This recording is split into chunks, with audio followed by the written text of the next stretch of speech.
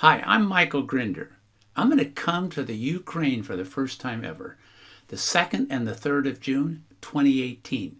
It's going to be the most massive NLP gathering they've ever had in that area. Kiev, of course.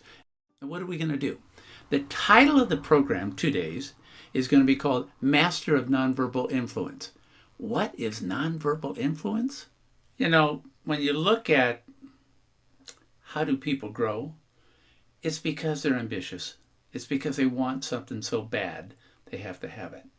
This statue, this picture of a statue, is the best symbol I know in terms of what professional and personal growth is. You got to chisel it out. It's got to be something that you want so bad that you're willing to change yourself to accomplish what you want. This is called the Master of Nonverbal Communication. It's not speaking. He's chiseling. You know, whether you're a business person, familiar with NLP, not familiar with NLP, entrepreneur, psychologist, all of us interact with other people. And how we present ourselves is the critical difference that gives us permission to influence someone else. So if you want to be a master of nonverbal influence, you've got to really understand what is communication. The easiest way I know of is to say, you know, all the research shows nonverbals make up 82 to 93% of all the messages we say. So what are all the visual nonverbals? Facial expressions, eye contact, is represented by this green figure. What are all the auditories? Because your voice pattern is part of your nonverbals also.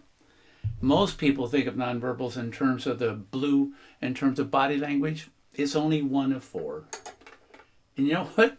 Most surprising thing about communication? It's your breathing. How well do you breathe, especially when there's conflict, resistance? What about if you have to break bad news and you still want to maintain a working relationship with the other person or sometimes the whole group? Breathing, it's the key.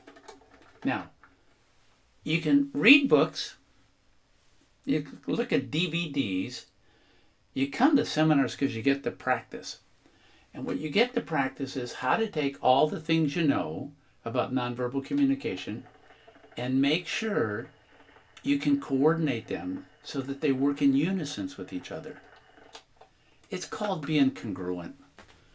If you come across as intelligent, if you have a presence that people notice, they want you to lead them. It's not power, it's not position, it's absolutely your own charisma. And that's what we're going to show you. Master nonverbal influence by the use of, what do you do with your eyes, your voice, your body, and your breathing? It isn't just a gimmick. These are the 4 fundamentals of all communication that we have.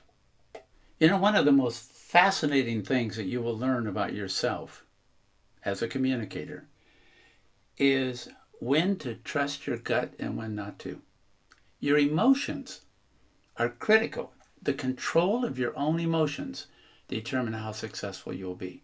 Now, this is a statue. This is the back. This is a torso. And what I'm going to do is I'm going to turn it around, and I want to suggest that we've been told that wisdom is when you put your brain, picture of a face, inside your gut, and you trust your gut. I absolutely want to suggest you need to know when to trust your gut and when not to trust your gut. And we're going to teach you that.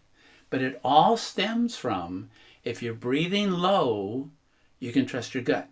If you're breathing high, don't trust your gut. One exception to that is if you're in physical danger, you trust your gut.